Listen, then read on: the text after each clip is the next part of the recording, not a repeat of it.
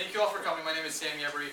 On behalf of the American Committee for Shaare Zedek Medical Center in Jerusalem, we wanted to welcome you tonight to the beautiful home of Barak Raviv. So Barak, thank you so much for being here. We promised to make this presentation, it's really not really a presentation, really two sets of stories, as informative and as interesting, but also as brief as possible so you can get back to enjoying dinner and drinks and the beautiful night outside. I wanted to give a special thank you to Paul Jesser and Faye Jesser and Jennifer Weinstein for putting together such a beautiful, classy evening, and for Paul for he's also the grill master as well. So thank you very much. For those of you who don't know Barak, in addition to being very successful in the world of finance, he's incredibly philanthropic and active in the Jewish community and also in the broader world as well.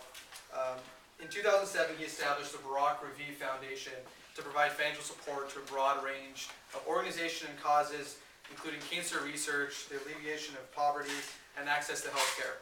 Barak currently serves as the National Vice President for the North American Conference on Ethiopian Jewry, sponsoring 2 annual scholarships. He has long been passionate about fighting hunger and disease in developing countries. In 2008, he sponsored the construction of a water well for a school district in sub-Saharan Africa.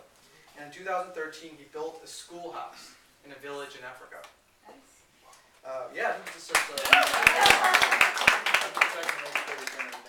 You better be right, you wrote it, so...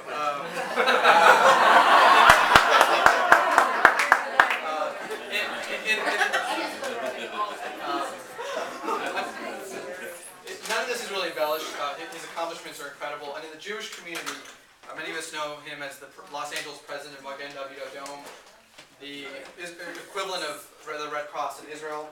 He also serves on the board of Jewish Life Television, Keshet Chaim Dance Ensemble, the Salon Institute, and most relevant for this evening, the Western Region Advisory Council, the American Committee for Shaare Zedek Medical Center in Jerusalem. Please join me in welcoming our host for this evening, Barak Raviv. He's going to be sharing a really unique story with us, which he's entitled, My Personal Journey and Project in Ethiopia.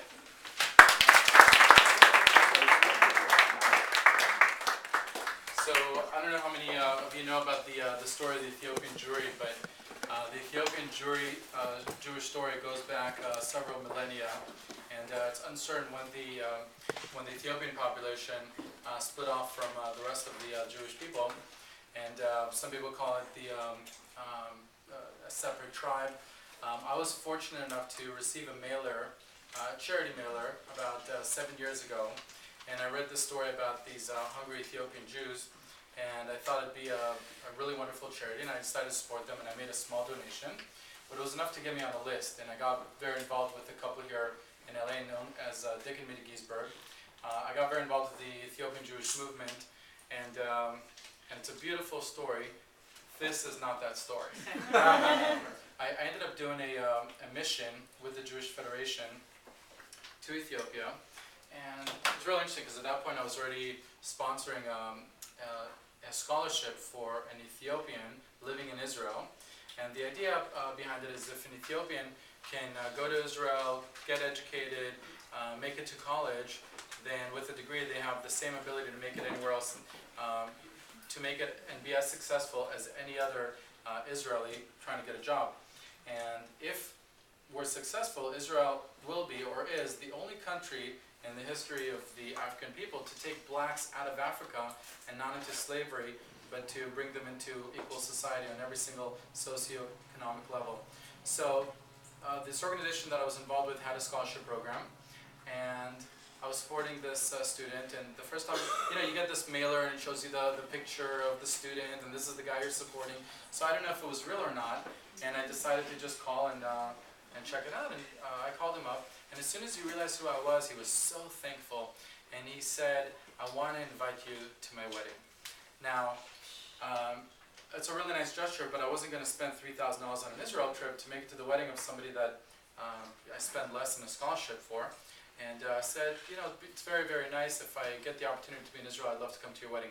Long story short, the Jewish Federation was putting on a mission to Ethiopia that would end in Israel on the day of his wedding.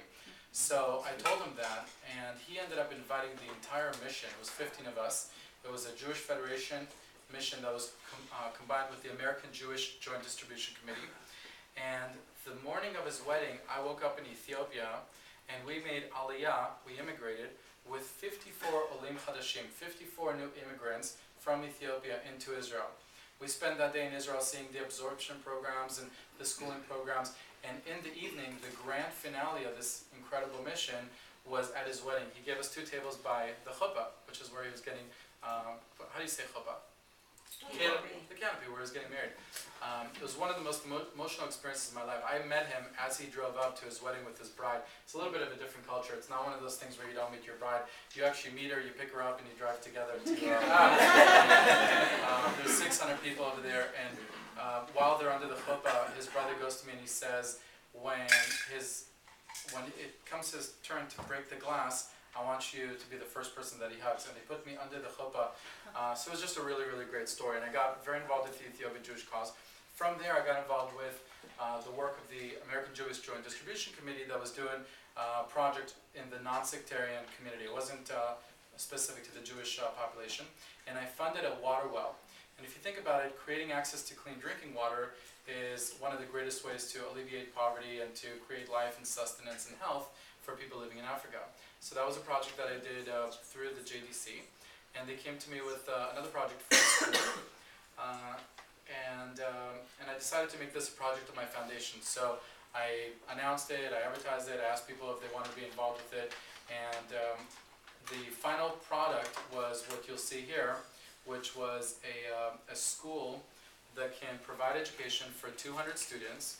It also includes a dry pit latrine, which is a restroom, and it might seem something very trivial, but if you create a schoolhouse and you don't give them a bathroom, it's not going to be a very pleasant school to go to. So it's a dry pit latrine, and in conjunction with that, they're building right now a second water well, so the community will have access to clean drinking water. So I'm going to play a brief 3-minute video, and this is from the schoolhouse dedication ceremony.